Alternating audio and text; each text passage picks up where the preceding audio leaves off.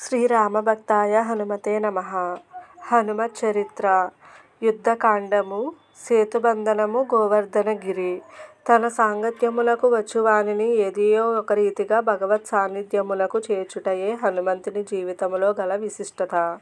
లంకలో విభీషణుడు హనుమంతుని కలిసి అతనితో మాట్లాడి రావణుని నిండు కొలువులో అతడు హనుమంతుని పక్షము వహించి చిట్ట చివరకు రావణుని విడిచి రాముని శరణు వేడెను.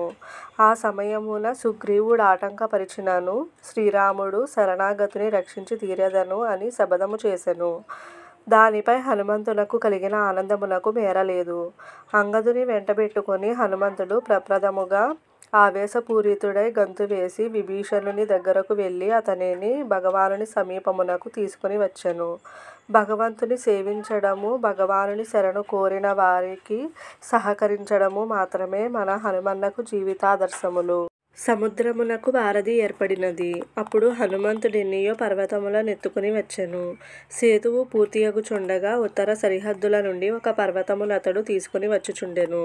ఇంద్రప్రస్థము నుండి కొద్ది దూరము సాగుసరికి సేతు నిర్మాణము పూర్తి అయిపోయినదని తెలియవచ్చినది. ఇక నా పర్వతము తీసుకుని వెళ్ళుట వలన ప్రయోజనమేమి అనుకొనుచు అతడు దాని నచ్చటనే విడిచివేసెను. కాని అది సాధారణ పర్వతము కాదు. దాని ఆత్మ ప్రకటితమై భక్తరాజా, నేను చేసిన అపరాధమేమి? మీ కరకమలముల స్పర్శను పొంది కూడా నేను భగవత్ సేవా వంచితుడనగుచున్నానే. నన్నిక్కడ విడువవద్దు. భగవత్ సమీపమునకు తీసుకొని వెళ్ళి వారి శ్రీచరణారవిందముల చెంత నుంచుము, లేదా నన్ను సముద్ర గర్భములో పారవేయుము. భగవత్ సేవకుపయోగింపబడని జీవితము వలన ప్రయోజనమేమి అనెను. గిరిరాజా, నీవు వాస్తవమునకు గిరిరాజువే. నీ అచంచల నిష్ఠను చూచుచుండా నిన్ను భగవత్ సమీపమునకు తీసుకుని వెళ్ళవలెననియే ఉన్నది. కాని ఇక ఏ పర్వతమును తీసుకుని రావద్దని రామచంద్ర ప్రభువు ఆదేశించినారు.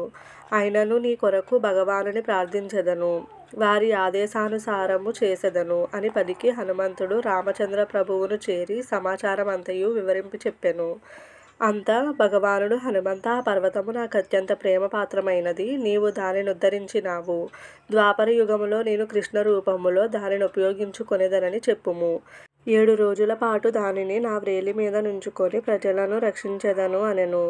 అంత హనుమంతుడు వ్రజభూమిని చేరి గోవర్ధనగిరికి భగవత్ సందేశమును వినిపించెను. హనుమత్ కృప వలన ఆ గోవర్ధనము భగవానునికి పరమ కృపాపాత్రమై నిత్యలీలా పరికరమాయెను. వీడియో నచ్చితే లైక్ చేయండి, ఫ్రెండ్స్ అండ్ ఫ్యామిలీ మెంబర్స్కి షేర్ చేయండి, తప్పకుండా సబ్స్క్రైబ్ చేయండి.